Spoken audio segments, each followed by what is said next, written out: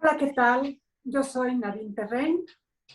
Hola, ¿qué tal? Yo soy Mari Carmen Herrera. Hola, yo soy Irene Torices y juntas somos Las Tres Gracias. Bienvenidas y bienvenides a esta octava temporada de Las Tres Gracias. Y el día de hoy Mari Carmen nos va a hablar sobre mitos alrededor o acerca de los órganos sexuales femeninos. Adelante, Mari Carmen. Gracias. Solamente algunos, porque nos podríamos llevar un buen número de programas con esto. ¿Ya? Ok. En esta ocasión me parece importante que reflexionemos por un momento en esta época de sobreinformación, tanto científica como no, lo que realmente conocemos sobre los órganos sexuales femeninos y de esto que conocemos, cuáles son mitos, cuándo, cómo y dónde surgen. E iniciaré preguntando algo que nos es conocido. ¿Has escuchado el término de vieja histérica? Entonces, te voy a compartir el origen y les voy a hablar de algo que se llamó la teoría del útero errante. Y se hablaba de la locura como un fenómeno que proviene de la antigua Grecia y proviene del significado de mitra, que es útero. Hipócrates y Platón hablaban del útero errante como una imperfección del cuerpo femenino que al ser frío y húmedo se movía buscando lugares más cálidos y generando diversos síntomas como dificultad para respirar. Años más tarde, en el 500, Areteo hablaba del útero como un animal que vagaba buscando hidratación, pues al secarse provocaba un sofoco histérico. Galeno en el siglo II postulaba que se imposibilitaba la hidratación ante la falta del semen dentro y del esperma femenino liberado durante el orgasmo. Yo me pregunto si hablaría sobre el punto G, porque aquí habla del esperma femenino. Para lo cual recomendaba masaje genital dado por el médico o por la comadrona, coito para las casadas, matrimonio y embarazo para las solteras. Les invito a cuestionar si realmente el mito ha quedado en el pasado o sigue presente, adjudicando juicios a las mujeres como más inestables. Me voy a dar un salto muy grande en la historia y para Michel Foucault, en sus investigaciones, la locura se aleja entonces de la medicina en esa época y se relaciona con la moral. Estoy hablando del siglo XVII. Y Michel Foucault habla de las beatas, que gozaban mujeres que gozaban de mayor libertad que otras, sobre todo si tenían una posición de familia pudiente. Y eran tantas que surgió una crisis, ya que se incrementó el fenómeno. Yo me cuestiono si hablaban sobre las beguinas, quienes comienzan a unirse en el siglo XII, en Francia, en Alemania, Países Bajos, y eran mujeres seglares quienes no se sometían a ninguna orden, ni eclesiástica ni del Estado. Y en un intento de contención de esto, en mayo del 29, en 1566, Pío V promulga la bula Circa Pastoralis, en la que prohibía a las mujeres profesar vida religiosa fuera de las órdenes, porque había ya muchas a los alrededores. Hubo tentativas de suspensión de recluir beatas en los años posteriores, con un informe inquisitorial en 1575 y el Concilio Provincial de Toledo en 1582, pues se asociaba a las beatas con posesión demoníaca y se sospechaba de ellas por haber abandonado sus casas y vivir sin atenerse a ninguna autoridad. Y esto está en Araya de espirituales a histéricas, las beatas del siglo XVIII en la Nueva España. A lo largo del siglo XVIII e iniciando el XIX, el mal histérico del que hablaba Bartolacci se diagnosticó con mayor frecuencia. Con los estudios de Sigmund Freud, papá Freud y el psicoanálisis, se llegaría al concepto de histeria tal como lo conocemos hoy. Pues la sexualidad queda ligada a trastornos patológicos desde sus primeros apuntes, como era la madre de Dora, una mujer diagnosticada con psicosis del ama de casa. Pues ella ponía mucho esmero en el orden de su casa, o sea, era considerada patológica tanto salirse como adentrarse en los roles. Se ha visto que se aparta a las mujeres que no siguen los roles que les son impuestos, suponiéndole enfermedades físicas como el sofoco histérico. El caso de Dora, que fue su primer caso, o sea, la joven, la mamá de esta mujer con psicosis de ama de casa, tenía 18 años y recibe del amigo de su padre, recibe del amigo de su padre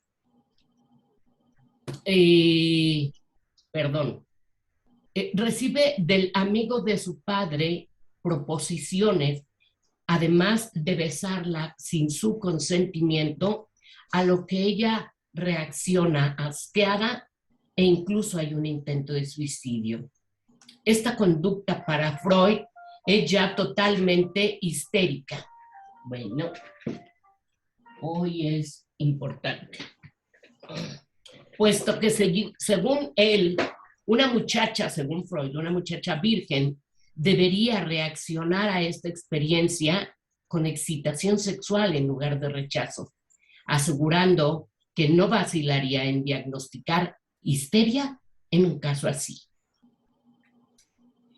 Ante los avances de la medicina, resulta inválida esta teoría y la pregunta que me hago es si surgirán nuevos diagnósticos para definir a las rebeldes que se desvían y empoderan, designando una patología social o psicológica. Y esto está referenciado en Broberman en Sex Role, Stereotypes and Clinical Judgment of Mental Health. Ahora, aparte de la histeria, hablemos del himen. Oh, por Dios. Definiré algunos aspectos del mismo. La carúncula himeneal es una pequeña prominencia, o sea, resto del himen desgarrado que se encuentra en el orificio vaginal. La carúncula mirtiforme es el resto de la membrana himeneal en la mujer que ha tenido partos. ¿Qué es el himen? Es una fina membrana que cierra de manera incompleta el orificio superficial de la vagina. Está presente en la mayoría de las mujeres desde su nacimiento y presenta ciertas aberturas para permitir el paso de la menstruación. Este himen ha sido cargado de mitos y tan sobrevalorado que se han desatado duelos, muertes y guerras, así como nuevamente menosprecio a la mujer al no tenerlo o no sangrar, al grado que muchas mujeres han recurrido a una himenoplastía para probar su castidad, lo cual no lo prueba el himen porque puede ser elástico. Su función más práctica es cubrir la entrada de la vagina durante la infancia y, sin embargo, no puede comprobar la no actividad sexual en las mujeres, ya que existen formas diversas, incluyendo himen con elasticidad suficiente para que de manera relajada pueda haber penetración sin que se rompa. Luego, entonces, la idea de que la mujer tiene que sangrar en su noche de bodas en caso de ser su primer coito puede no suceder en más o menos el 25% de los casos. Y hemos escuchado historias dramáticas al respecto de mujeres que no sangraron. Una recién nacida puede tener himen o no, y únicamente tener residuos del mismo. Asimismo, en la diversidad, una mujer puede nacer con un himen imperforado o microperforado, para lo cual tendrá que acudir a un ginecólogo para que le haga una abertura para que salga la sangre menstrual en la pubertad. No podría faltar en este recorrido de mitos la sangre menstrual, que ya desde los griegos incluían en la construcción de sus casas un espacio detrás de la misma llamada gineceo, designado para que cuando las mujeres resultaban impuras por su menstruación, ahí se les recluía. Curiosamente, al término de este periodo se quitaba la impureza y tampoco se les permitía entrar a los templos por la misma razón. Y existían tribus incluso, por mencionar una, que amarraban a las mujeres durante esta etapa y la desamarraban por las noches para ir al agua a limpiar sus impurezas. Entre los judíos ortodoxos se abstienen por 7 días posteriores a la menstruación y la mujer asiste al mikvah, el baño ritual, para ser limpiada y así volver a iniciar las relaciones sexuales. En Levíticos 15, 19 al 23 dice: la mujer que tiene flujo de sangre de su cuerpo permanecerá en su impureza por espacio de 7 días, y quien la toque será impuro hasta la tarde. Quien toque su lecho lavará los vestidos y se bañará en agua y será impuro hasta la tarde, ya sea el lecho o cualquier cosa sobre la que ella se siente. El que lo toque será impuro hasta la tarde. Actualmente existen hombres y mujeres con estas ideas, al grado de ellas repudiar sus propios fluidos menstruales por considerarlos sucios, desconociendo los elementos que la conforman. La sangre menstrual es el desprendimiento del endometrio, el cual segrega sustancias para nutrir al embrión y que al no existir óvulo fecundado se desecha, por lo cual resulta una acción depurativa del organismo. La Universidad de los Andes, así como el Centro Tecnológico Cells for Cells, realizaron estudios de los contenidos y encontraron células madres con potencial para tratar diversas enfermedades. Igualmente contienen las células muertas del endometrio, agua, lípidos, hormonas y proteínas, nitrógeno, fósforo, potasio y hierro, y es por ello su olor al contacto con el medio ambiente, en lo cual también influye la salud sexual y los hábitos alimenticios. Esto es una información mínima de nuestros órganos como mujeres y necesitamos apropiarnos de los mismos y de nuestro derecho al placer y a vivenciar nuestra fuerza y energía femenina, pues en estos adelantos médicos puede dar continuidad a todo lo anteriormente expresado, a todos estos mitos, y por ejemplo crear implantes anticonceptivos de progestina que ayudan a inhibir la ovulación y prevenir el desarrollo de folículos, lo cual implica menos o ningún ciclo menstrual. La pregunta que les invito a realizar es: ¿cuáles serán las consecuencias e impacto a nuestro organismo a niveles fisiológicos, así como también a niveles energéticos?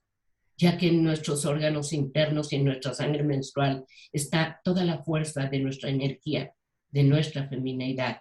Y ahí me encantaría leer un mínimo párrafo de la doctora Pincola. Puesto que la mujer salvaje se encuentra en el río abajo el río, cuando fluye hacia nosotras, nosotros también fluimos. Si la abertura que va de ella a nosotras es bloqueada, nosotras también nos bloqueamos. Si sus corrientes están envenenadas por la culpa de nuestros complejos negativos interiores, del ambiente o de las personas que nos rodean, los delicados procesos que configuran nuestras ideas también se contaminan y entonces somos como un río moribundo, lo cual no se puede pasar por alto, pues la pérdida de una clara corriente creativa constituye una crisis psicológica y espiritual. Me encantaría que me compartieran su visión. Pues yo escuchándote te diría, y después de una experiencia relativamente reciente que les compartí detrás de cámaras, el órgano sexual más extenso que tenemos tanto mujeres como hombres, que es la piel. En una visita a una dermatóloga por algunos problemas de piel que tengo, antes de evaluarme desde su profesión, me dijo que el problema que yo tenía era un desnivel, creo que fue la palabra que utilizó, entre mi parte masculina y mi parte femenina. Entonces, las manchas, lo que se le llama léntigo senil, es decir, las manchas que empiezan a aparecer por el proceso de envejecimiento, ahora resulta que tienen que ver con un desequilibrio entre la parte femenina y la parte masculina. Bueno, y no conforme con eso, también me dijo que este desequilibrio era lo que llevaba a que yo no tuviera pareja. Muy bien. Muy bien. Muy bien. Bueno. Y bueno, al respecto de lo que nos has compartido, Mari Carmen, yo coincido en que son falsas creencias que siguen prevaleciendo al día de hoy y por lo cual, pues muchas chicas más jóvenes que nosotros se siguen sintiendo avergonzadas si tienen algún accidente cuando están menstruando. ¿Y por qué sigue prevaleciendo esta idea, no solamente en la religión judía, sino entre muchos otros grupos, de que incluso en la religión católica, de que la menstruación es algo sucio, desagradable, contaminante y demás? Una de las falsas creencias también es que durante este periodo menstrual, si tienes actividad sexual, puedes adquirir más fácilmente una infección de transmisión sexual, aunque utilices condón, que es algo que yo he escuchado con frecuencia entre los grupos, sobre todo de chicas y chicos adolescentes, ¿no? Y más allá de correr el riesgo por evitar un embarazo no deseado, pues al final se lavan hasta con fibra verde y cloro para no adquirir una infección de transmisión sexual si tuvieron actividad sexual heterosexual con su chica, ¿no? O con el galán, ¿no? Mi pregunta quizás sería, pues, además de seguir trabajando en educar integralmente en sexualidad a la población, ¿cómo le hacemos para erradicar estas falsas creencias? Porque son ancestrales, históricas, prehistóricas, porque también en la prehistoria pues tenían lo suyo, ¿no?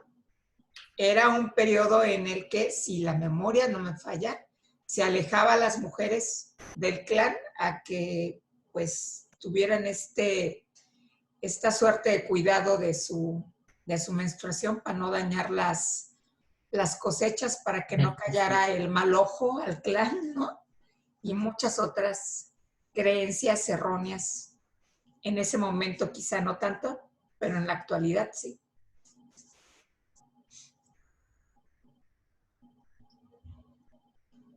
Muy buena pregunta, Irene. Y esto de alejarlas también era que se les consideraba que así como tenían el poder de dar vida cuando se embarazaban y dejaban de sangrar, tenían el poder de dar muerte cuando sangraban. Y es como esta parte histórica de tenerle miedo a eso que está oculto. Como en un principio, como sin saber por qué un día decidí embarazarse una mujer, ¿no? Hasta que llegó la ganadería y empezaron a ver que pues, si separaban a las hembras de los machos, pues, no había críos. Ya ahí se empezaron a dar cuenta que los machos tenían algo que hacer en el proceso de reproducción.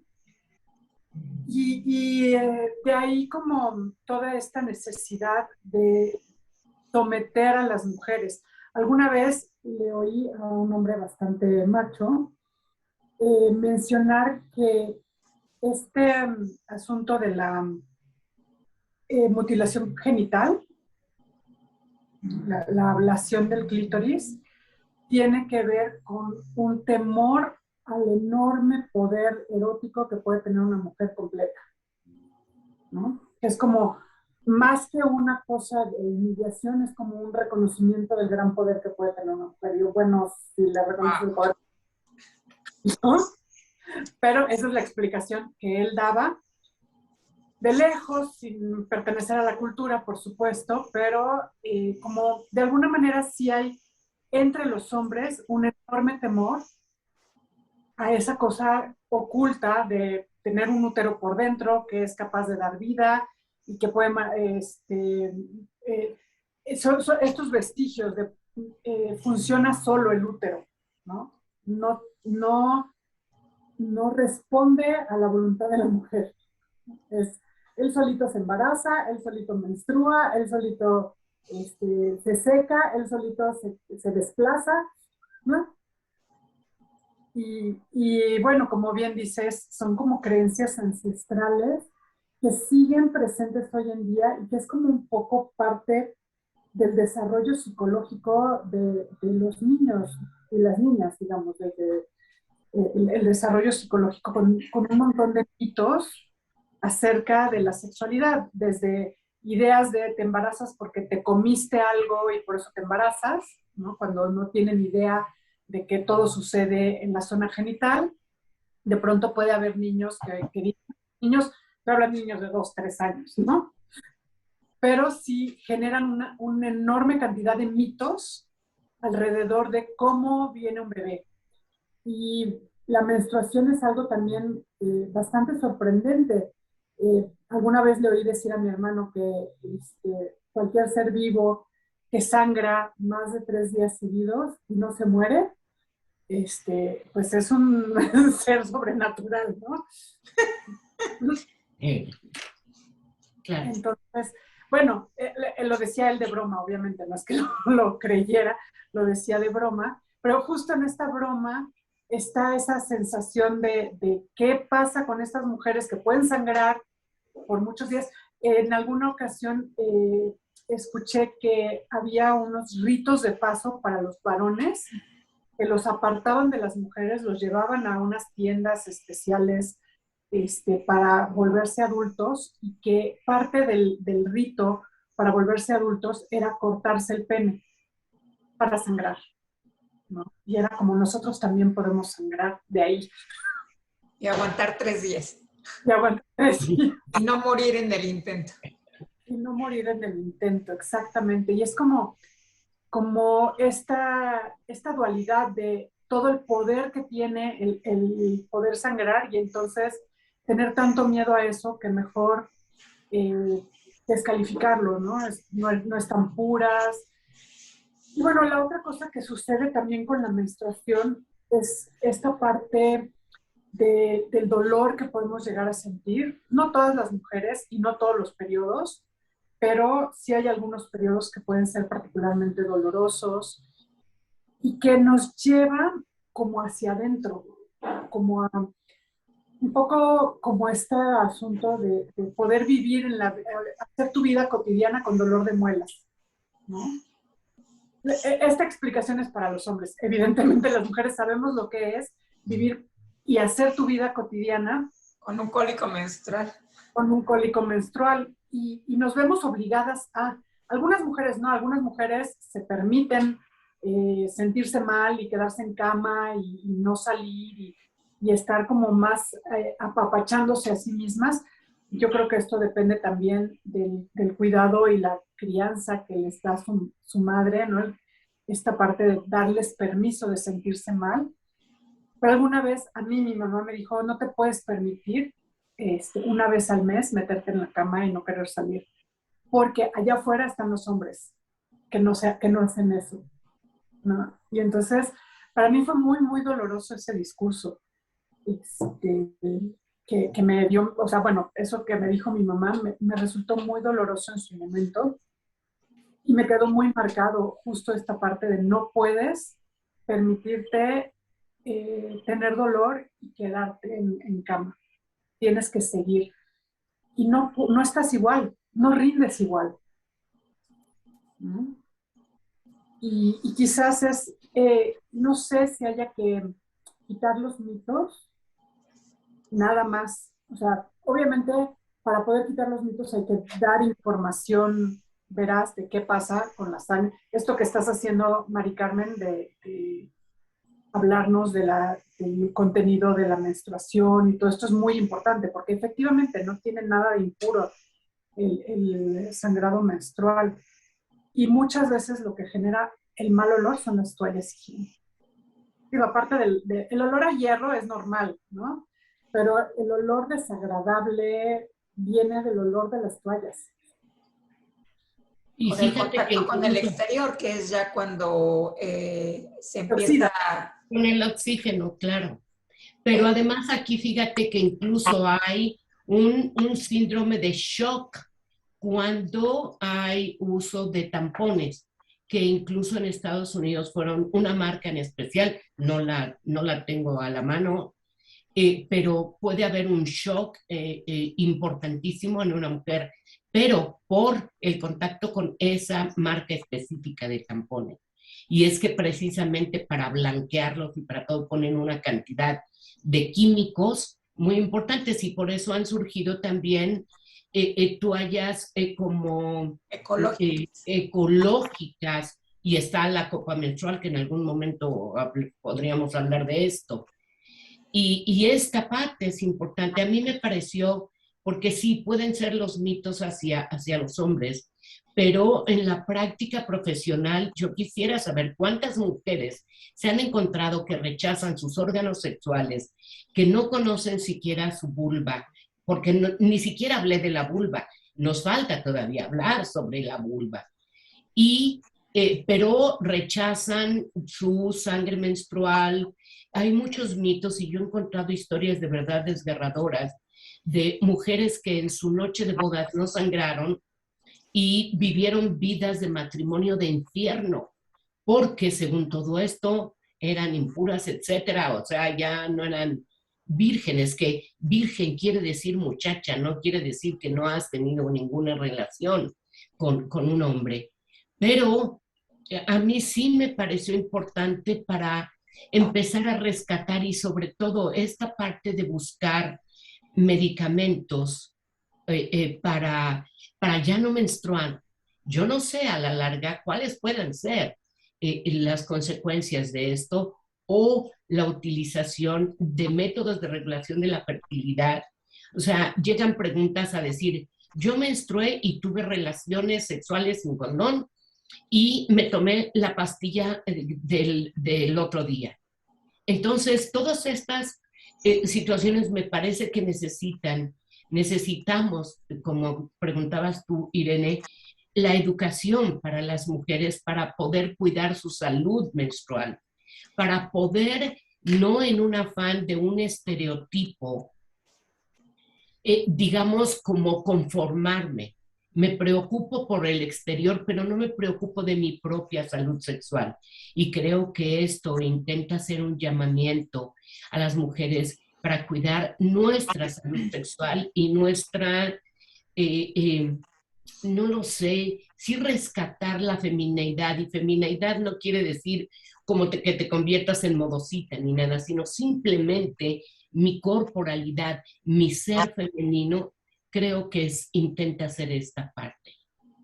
A mí me gustaría regresar un poquito. Y la invitación sería a empezar por cómo nos referimos nosotros a la menstruación, nosotras.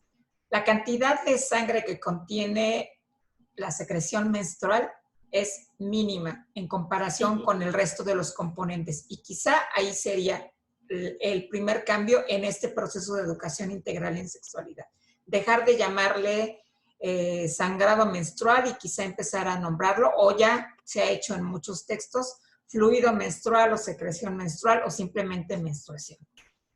Y la otra sería quizá cambiar el término de mito, porque los mitos tienen una función que es explicar algo de lo que no se tiene una explicación verdadera. Voy a poner un ejemplo de nuestro pueblo, que es el mito de Quetzalcóatl. Nadie sabe si existió. Sin embargo, pues sí sabemos que era una serpiente emplumada, o el mito de Hércules, o del propio, de lo que hablamos la última sesión de la temporada 7 del papá de la sirenita, que siempre se me olvida cómo se llama. Tritón. De Tritón, ¿no? Al final son seres míticos y por eso se les llama mitos, porque se crea toda una historia alrededor de ellos que le permite a una cultura determinada explicar la realidad. Aquí más bien sería hablar de falacias o de mentiras o de cuestiones que no son verdaderas alrededor de los órganos sexuales y de sus diferentes funciones. Y también pienso que hay que tener cuidado en cuanto a los efectos que pueden tener algunos métodos antifecundativos al suspender la menstruación. Porque no es nada más que las chicas se tomen, y las mujeres, se tomen la píldora de anticoncepción de emergencia como si fueran dulces, enseguida de que tienen una relación no protegida. Hay algunos métodos antifecundativos que causan amenorrea, como puede ser el implante menstrual. Los que están compuestos por hormonas. A ver, permíteme terminar, Maricar.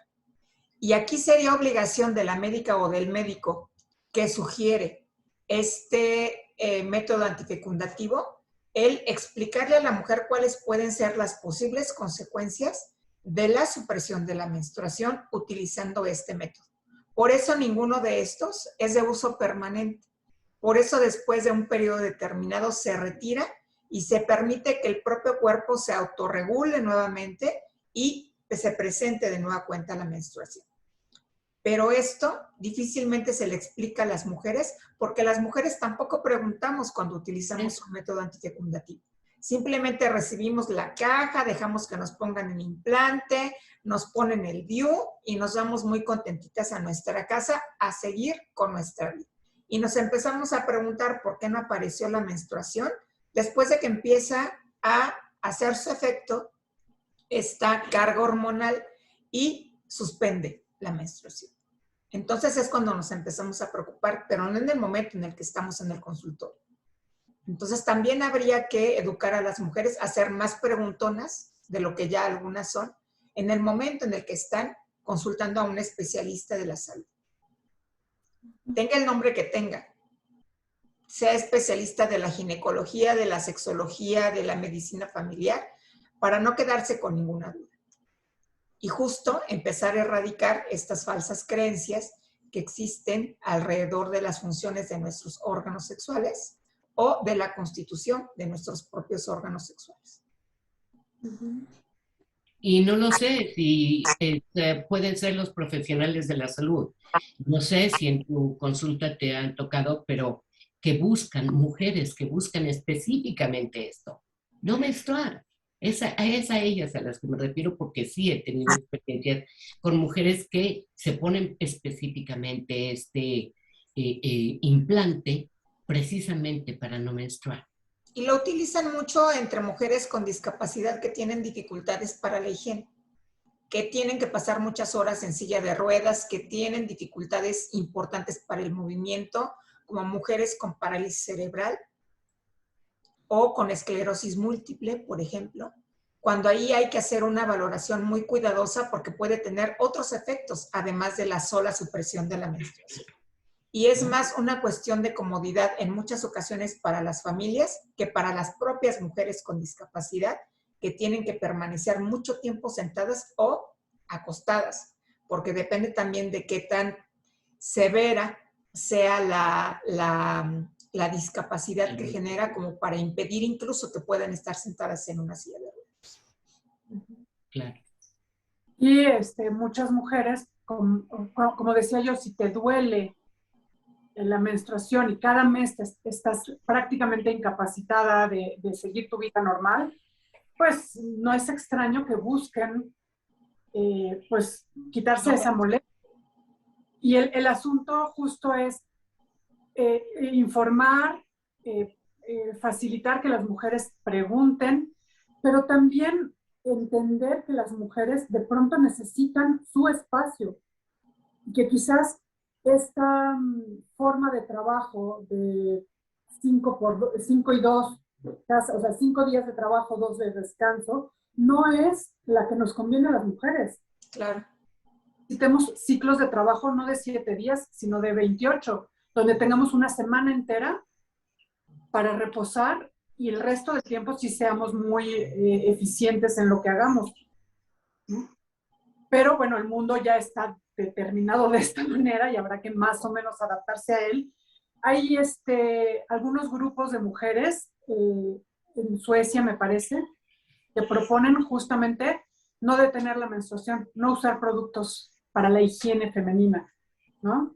Y entonces, pues así andan, manchadas de sangre por todos lados, sin pudor, ¿no? No sé si eso sirva de algo, o sea, como esta parte de visibilizar un poco con el mismo sentido de la marcha gay, ¿no?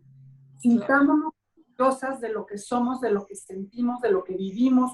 Una vez al mes es parte de nuestra vida y ¿por qué lo tenemos que esconder y por qué lo tenemos que vivir con vergüenza y que nadie se entere?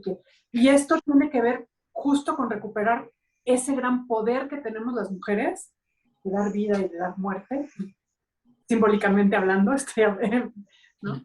Recuperar el poder de nuestro cuerpo, apropiar nuestro cuerpo, y ese quizás sea el primer paso para contrarrestar estos mitos o estas falacias, como les llamas, Irene, correctamente les llamas, ¿no? Para contrarrestar estas falacias es sentirnos dueñas de nuestro cuerpo y que ningún hombre venga a decir que si el útero se fue o se vino o se puso quién sabe en dónde o se secó, ¿no? Que podamos decir, es mi cuerpo y que yo decido qué hago con mi cuerpo. No porque los demás les moleste la menstruación, yo voy a quitarme la menstruación.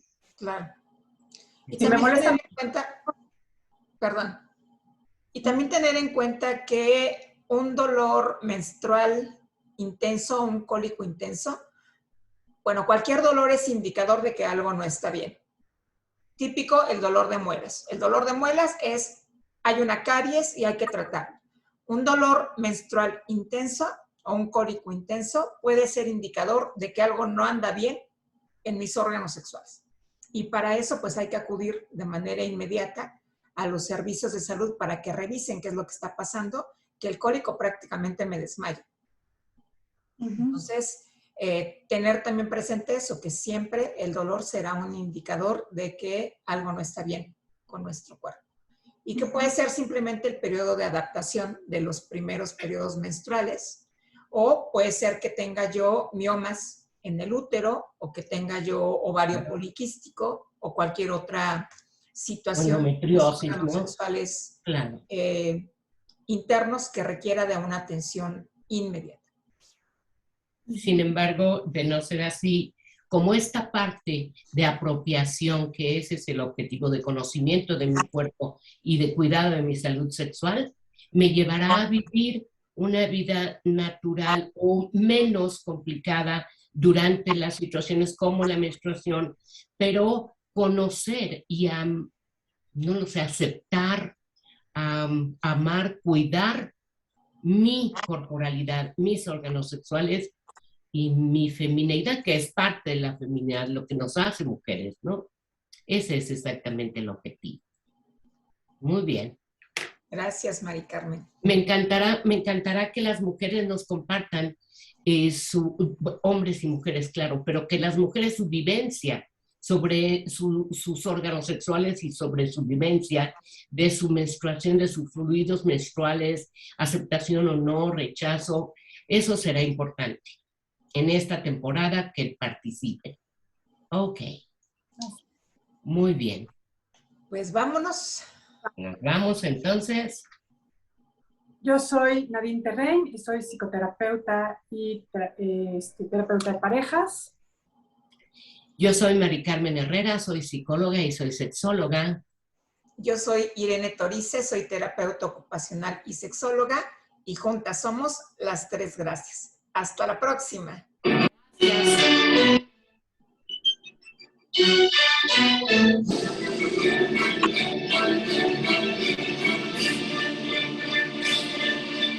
Gracias.